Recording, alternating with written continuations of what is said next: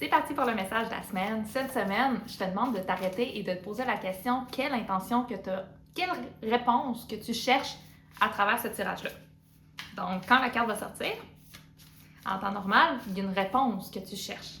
Fait que s'il y a une réponse que tu cherches, ça va être beaucoup plus facile de savoir le message, il sert à quoi? Il sert à répondre à une question précise.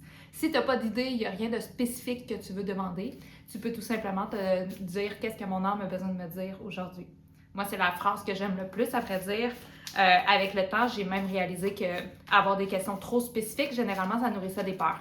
Alors que le fait de tout simplement demander ce que mon âme a à me dire présentement, pour moi, c'est une façon aussi de nourrir notre vie idéale. Parce que pour moi, communiquer avec mon âme, c'est d'aller chercher le futur le plus beau possible. Donc, j'ai une seule voie possible. Je veux avoir l'information de qu'est-ce que j'ai besoin d'entendre, qu'est-ce que j'ai besoin de voir, qu'est-ce que j'ai besoin de percevoir pour m'aligner à mon idéal de vie. Donc, dans ma question, qu'est-ce que mon âme a besoin de me dire aujourd'hui? Il y a tout le temps il y a tout le temps sous-jacent le « je veux que tu me donnes une information qui va m'aider à m'aligner à mon idéal de vie ». Mais le tirage d'aujourd'hui, tu peux te poser toutes les questions. Si tu as vraiment quelque chose de très spécifique que tu vas avoir comme réponse, ben demande-toi-le avant d'avoir l'information. Comme ça, tu vas mieux comprendre pourquoi tu as besoin d'écouter cette vidéo-ci. Donc voilà, on y va avec le message de la semaine.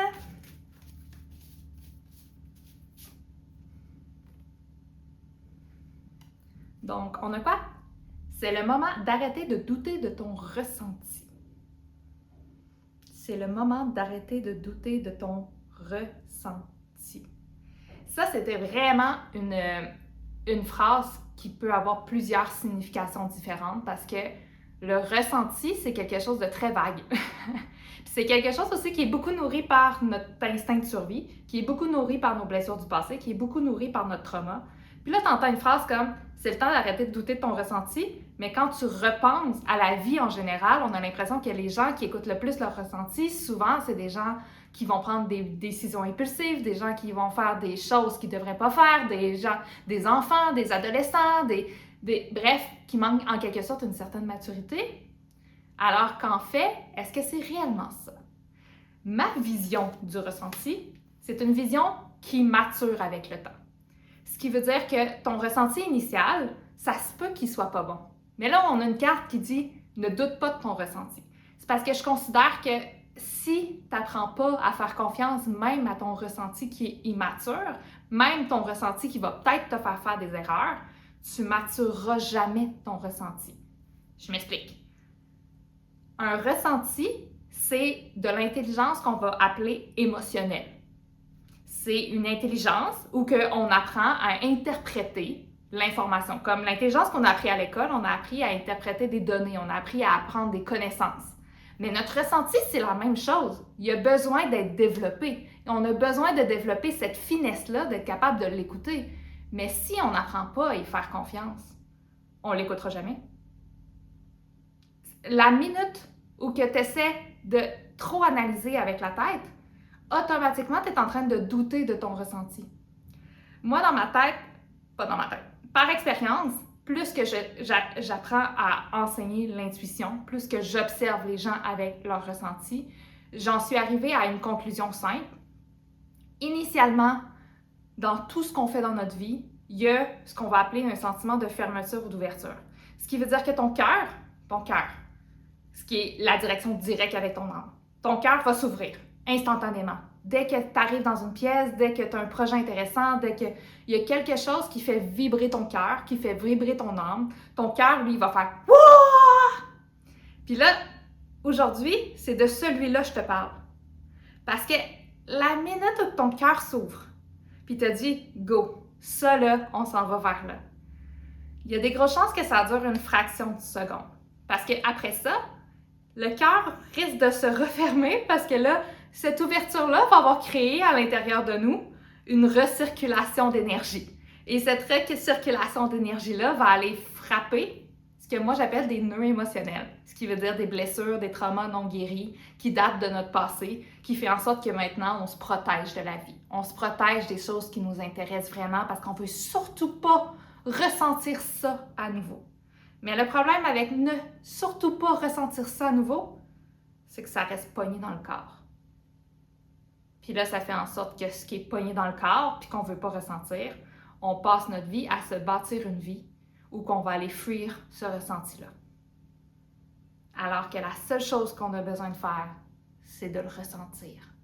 Fait que quand je te dis ne doute pas de ton ressenti, je suis pas en train de dire si tu as peur, fuis. Je suis en train de dire prends le temps d'avoir peur. Prends le temps de ressentir. Parce que quand la peur te dit j'ai peur, elle n'est pas en train de dire fuis. Elle est en train de dire observe, regarde. Il y a quelque chose qui va là. Pourquoi là j'ai peur? Ah oui, c'est vrai, initialement, j'ai voulu m'en aller dans cette direction-là, mais après ça, la chienne me pognait, puis là, j'ai commencé à avoir des blocages partout. J'ai commencé à avoir des informations qui me disaient non, c'est surtout pas, on s'en va surtout pas dans cette direction-là. Fait que là, initialement, on a l'intuition du cœur, qui est une ouverture pour une fermeture. Fermeture, là, je te dirais que la majorité du temps, c'est comme ça qu'on vit notre vie. Fait que la fermeture du cœur, là, elle est facile, elle est gérable. Ça va bien. On n'a pas trop d'intensité émotionnelle, on gère notre quotidien, on fait toujours les mêmes choses, on choisit toujours les mêmes choses. Ça, la fermeture du cœur, on la connaît très, très bien. Mais l'ouverture du cœur, celle qui te connecte avec ton âme, celle qui te connecte avec ton idéal de vie, celle qui te connecte avec tes rêves d'enfant que tu as oubliés, celle qui te fait désirer, celle qui te fait en sorte que tu te dis « Oh my God, ça me tient donc bien à cœur! » Autant au niveau de les gens qui rentrent dans notre vie que des projets ou quoi que ce soit, tu sais, qui viennent te toucher que tu te dis « Oh, si je ne l'ai pas, je pense que je vais avoir mal. » Mais cette ouverture-là est très, très, très précieuse. Parce que c'est là que se cache le vrai bonheur. C'est là que se cache ton idéal de vie. Par contre, comme je t'ai dit tout à l'heure, généralement, elle fait « Woup, woup, woup, woup, woup, woup. » Pourquoi? Parce que dès qu'on l'ouvre, on a peur d'avoir mal, fait qu'on se referme. Puis il y a une raison à ça, parce que généralement, quand on s'ouvre, là, notre corps, lui, qui a emmagasiné plein de traumas qu'on n'a pas libérés, puis c'est pour ça que dès qu'on commence à embarquer dans le développement personnel, on a l'impression qu'il y a juste du négatif, parce que là, on commence à avoir que le négatif, parce qu'il y a un travail, une fondation initiale à aller faire, d'aller libérer pour vrai nos shit. On a besoin d'aller libérer ces traumas-là pour arrêter d'avoir peur de notre cœur. On a besoin d'arrêter d'avoir peur, de ressentir la souffrance. Ça s'apprend, ça.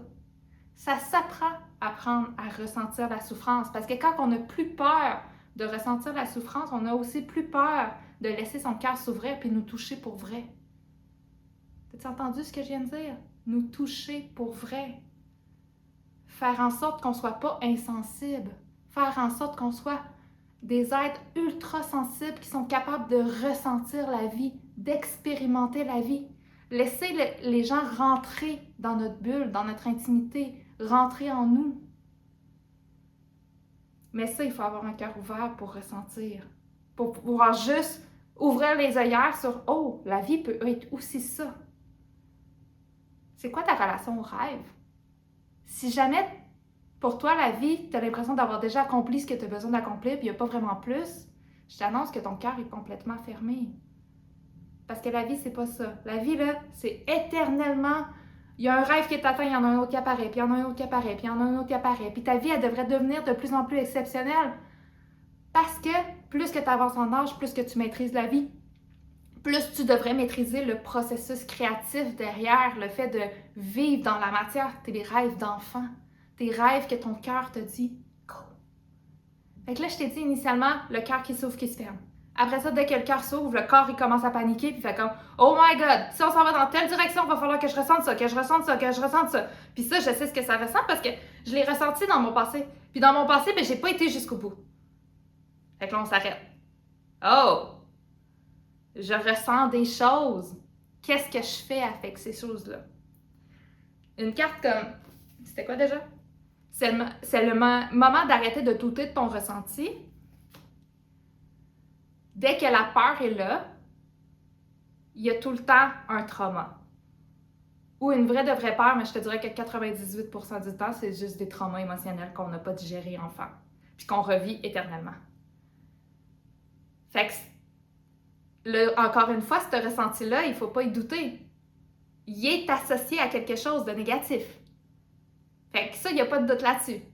Si dès que le cœur se referme, puis le corps commence à paniquer, puis commence à... Puis quand je dis le corps qui panique, là, parce que c'est pas tout le monde qui est très connecté à leur ressenti, souvent ça va passer au niveau mental.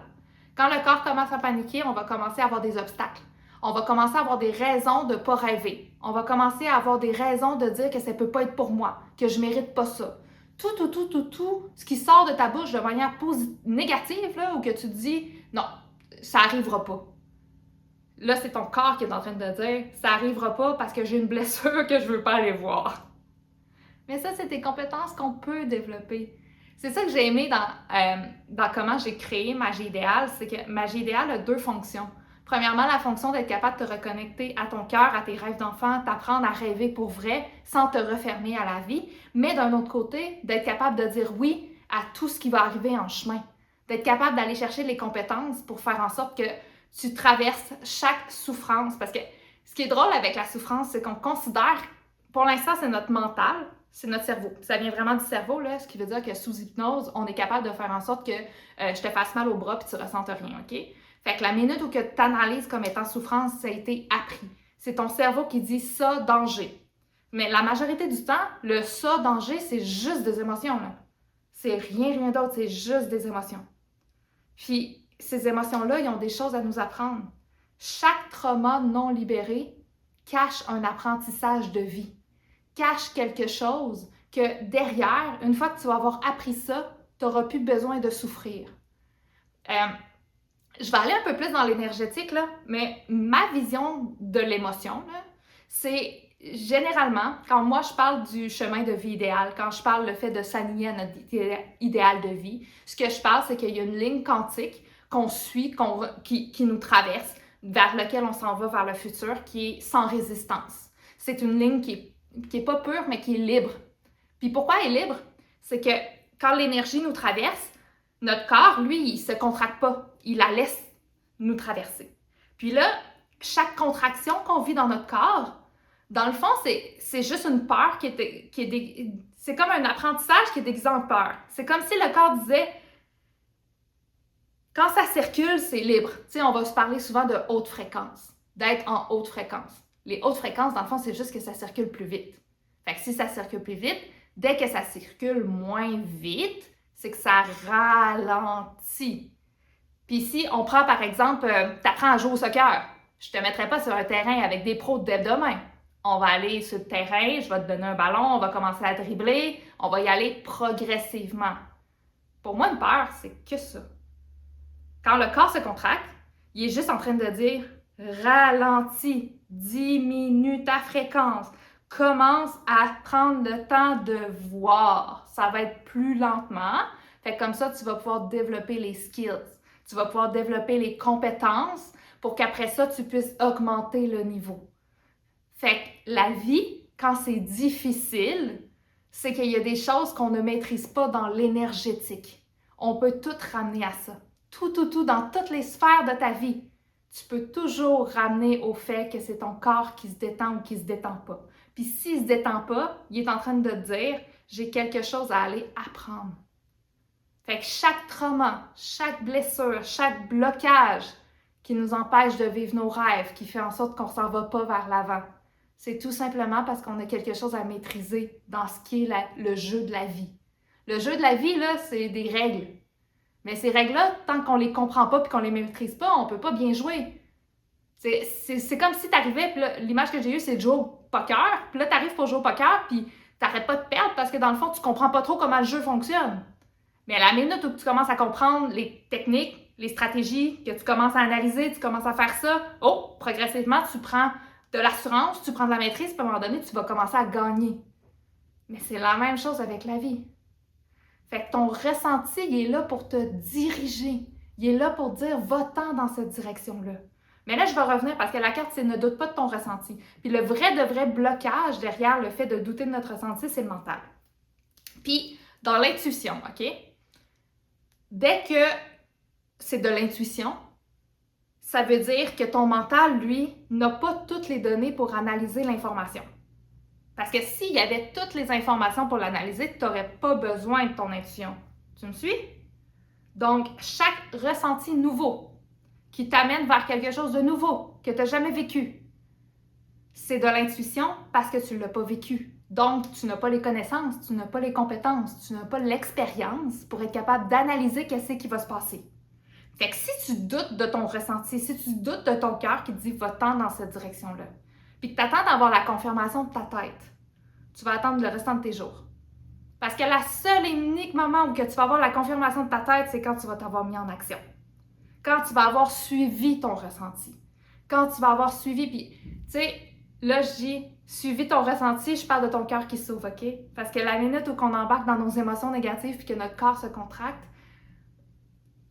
dans Magie idéale, j'apprends à suivre cette énergie-là aussi parce que pour moi, tout est tout le temps la même chose. Hein? Ce qui veut dire que quand tu es dans de la contraction, quand ton corps a peur, il y a quand même, ton énergie s'en va quand même dans une direction particulière. Puis ta job, c'est de suivre cette énergie-là. Parce que si tu as un nœud, par exemple, là, j'ai rien sous la main présentement, là, on va y aller de même, OK? Là, tu as un nœud. Mais le nœud, il faut qu'elle se dénoue. Fait que là, ce que tu vas faire, c'est que tu vas suivre la ligne qui va faire en sorte qu'à un moment donné, la ligne va s'en aller par là, va s'en aller par là, puis là, wouh! Ça va se dénouer. Puis à ce moment-là, la vie idéale, l'énergie va recommencer à circuler. Puis là, tu vas vivre de la joie, tu vas vivre de la paix, tu vas vivre des émotions positives.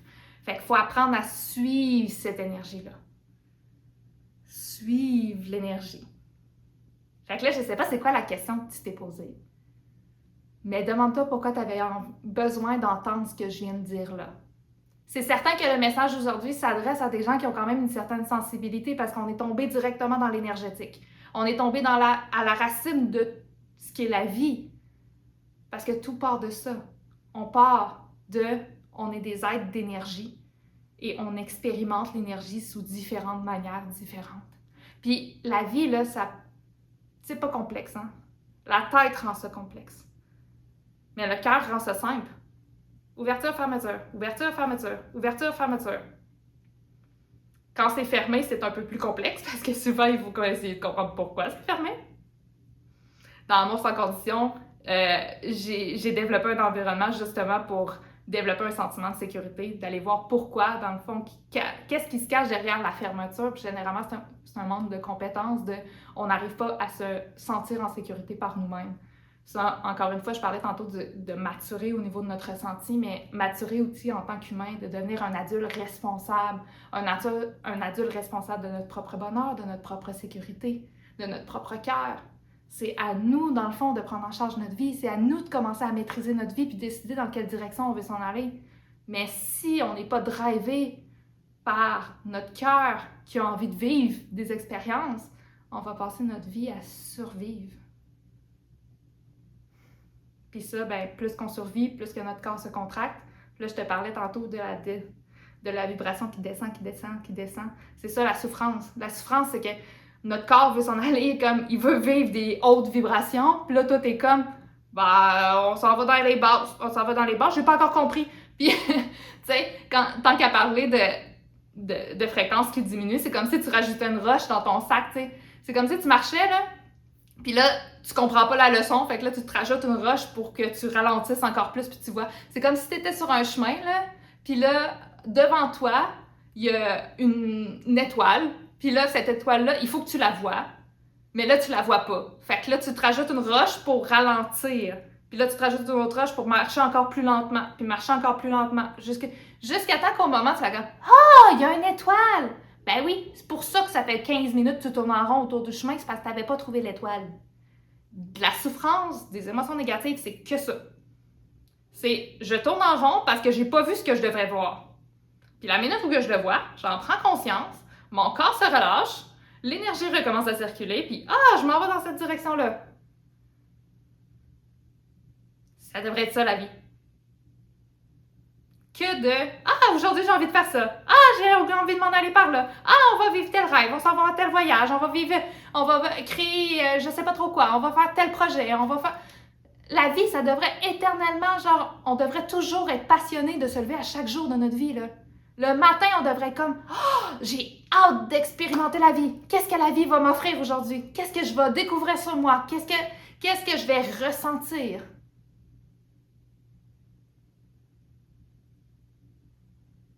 Je te laisse là-dessus. J'ai semé une graine. Ça ne veut pas dire que ta question, la réponse est dans cette vidéo-ci. ça se peut que la réponse se trouve ailleurs. En bas de la vidéo, je vais t'avoir mis d'autres choix. Fait que je t'invite à te poser la question. La prochaine question que je t'invite à poser, c'est est-ce que j'ai besoin d'aller plus loin? Puis là, tu vas avoir 6 choix. Je vais mettre les cartes à l'écran. Fait que prends vraiment le temps de regarder les cartes puis de ressentir à l'intérieur de toi, ça serait quoi le prochain choix. Puis dans le choix, il y a le choix stop, OK? Fait que si tu le sais pas, si tu as eu ta réponse, si tu as ta confirmation. Moi, j'aime bien la confirmation, là, c'est quelque chose qu'on ressent, là, c'est évident. Tu sais, je te parlais tantôt, tu tournes en rond jusqu'à temps que tu vois l'étoile. C'est un peu ça que tu es en train d'expérimenter avec la vidéo. Là, je te fais tourner en rond, je te donne plein d'informations, puis là, tu te dis « Ah, je sais pas encore si j'ai eu mon information. » Fait que si tu as eu ton information, ben, en temps normal, ton intuition devrait t'amener vers la carte qui dit stop. Si c'est pas le cas, tu vas avoir d'autres ressources qui vont se proposer à toi, puis la réponse se trouve peut-être là-dedans. Puis les prochaines actions, c'est peut-être des ressources, des choses que tu dois mettre en application, d'autres façons de voir. Peut-être que tu vas t'en aller complètement ailleurs dans un autre sujet. Oublie pas cette vidéo-ci. Si tu as besoin de faire 3-4 étapes, là, oublie pas que tu ramasses des informations. Fait que tu peux prendre aussi le temps de peut-être écrire les choses qui t'ont... Tu sais, à la fin de cette vidéo-ci, là, qu'est-ce que tu te rappelles de la vidéo? Parce que souvent, la mémoire fonctionne un peu comme ça. La mémoire est sélective. Généralement, on va se rappeler ce qui est important, ce qu'on avait besoin d'entendre.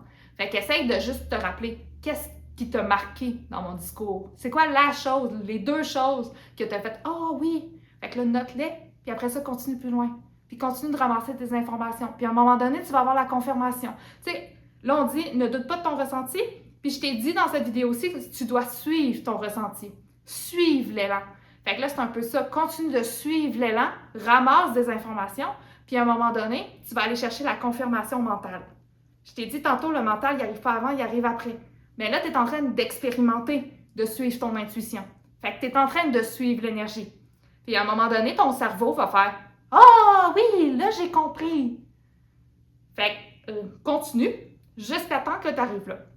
Puis si jamais tu tombes sur la carte stop, c'est tout simplement peut-être que tu as besoin de la réécouter. Parce que je dis beaucoup de choses dans mes vidéos, fait que ça arrive des fois que la première fois, on l'écoute juste pour mettre la table, pour essayer de comprendre, parce que dans le fond, on n'était pas encore prêt à avoir l'information, puis là, on l'écoute une deuxième fois, on fait comme « Ah, ok, maintenant, je le comprends d'une manière différente. » Fait que fais confiance à ton intuition, amuse-toi à choisir une prochaine carte, puis on se voit la semaine prochaine. Bye!